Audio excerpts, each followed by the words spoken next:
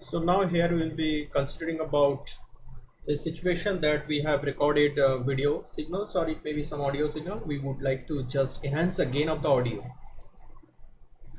So we'll be using a particular command for that ffmpeg, and after that we will be using this particular file name of which the volume we want to increase.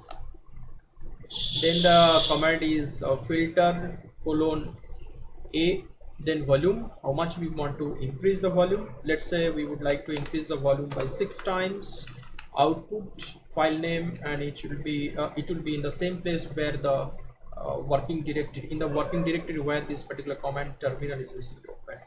So we hit enter, so it start doing the amplification and frame by frame, and then after that it finally produces the output file, the same format which we already provided, mp4.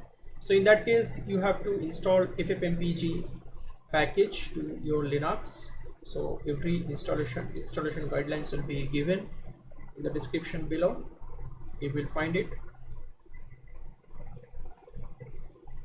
So this is working. It takes some time to finish because it is it's a 10 minutes of long video signal.